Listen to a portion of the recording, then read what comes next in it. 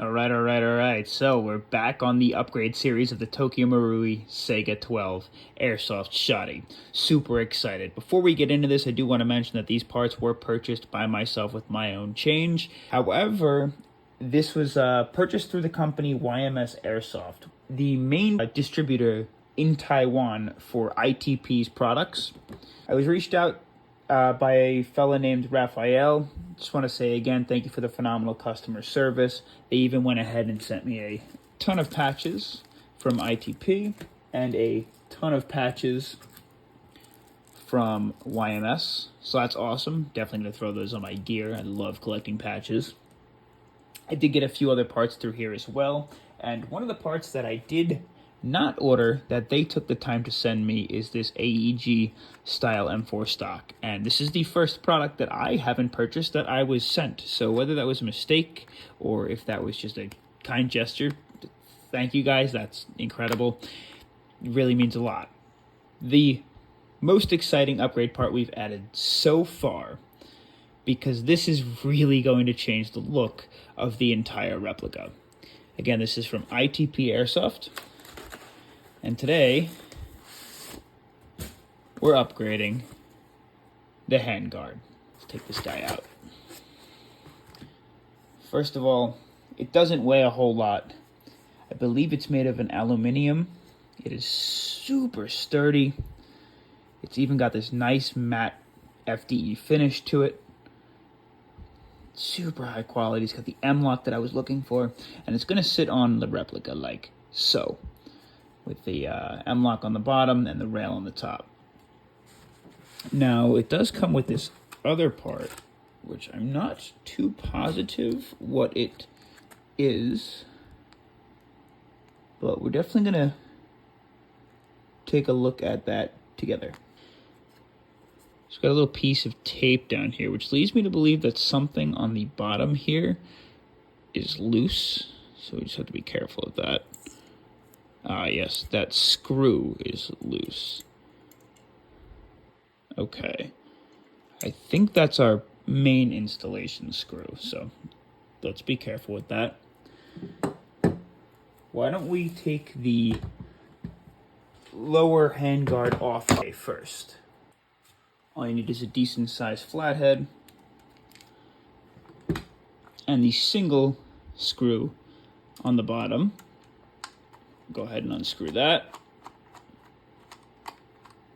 It's not a super long screw by any means, so should come out pretty easily.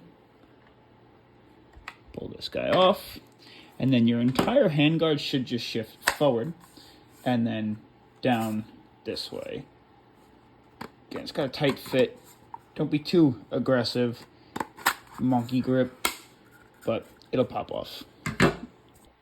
The next part's relatively simple. We have to remove this entire upper rail now. So all I want you to do is just keep a finger on this, apply some tension because there is a spring here. You see this wheel? You're just gonna unscrew it. Nice and slowly. It'll slowly fall out too, so just be careful, don't lose it.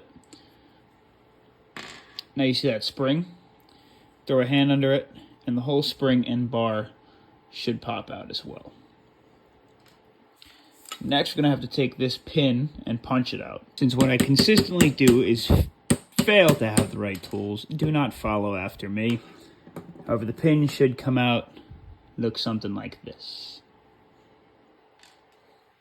Let me put all these little pieces in something that I'm sure they won't just go rolling away. It'd be a shame to lose these. I don't know how easily replaceable they are. Okay. Now that that's done, this whole bar should just pop off. Again, keep that somewhere safe. And next we have to remove this sight fork. There's a grub screw right in the top. Just gonna find a bit that fits that. It's a little too large. Maybe this bit will do. Hopefully, does appear so.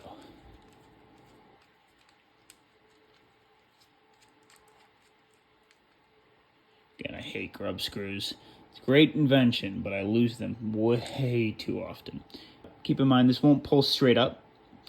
or forward or backwards. You have to slide it out from the side. Just be careful with that. Okay, so you may think you're done. You're not. There's a few other things we're going to have to do. We're going to have to press this piece in to unscrew this attachment piece. That's my cat just going to town meowing. So I'm going to apply a little bit of pressure here and begin unscrewing this guy counterclockwise.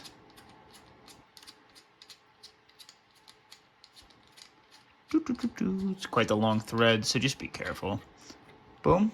And that should come out all the way.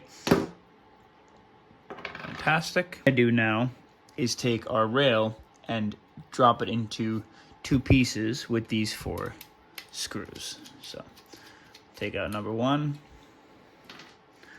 take out number 2,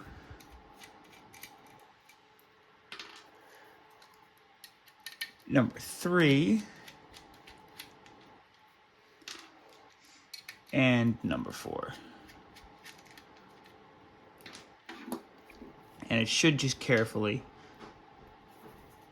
if I can get it, nice machining on this guy, really split in 2. I want to take the lower handguard. We'll get that guy in place. Should shift straight back and up and shouldn't have any wiggle room. And then we're going to take our upper and throw that just right on the top, directly on top of where it's supposed to go.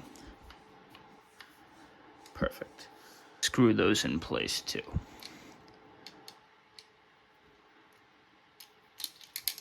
Whoa. There's a problem with these novice tool sets.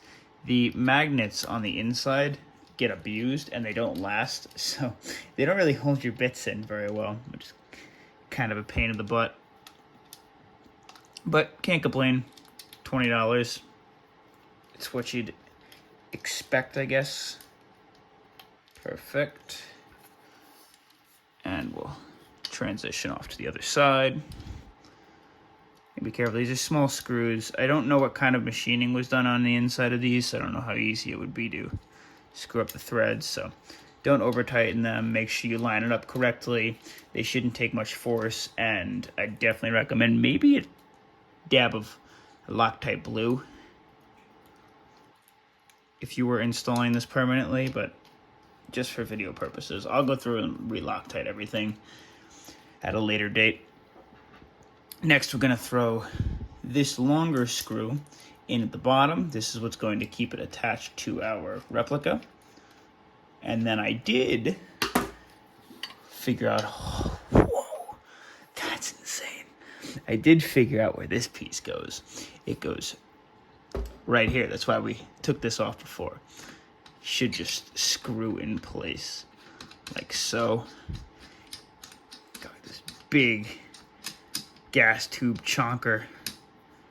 And then we're gonna have to hold this piece down again, so just grab a small bit, apply a little pressure, and screw it on in. And that guy should lock her in place. We get some of this out of the way.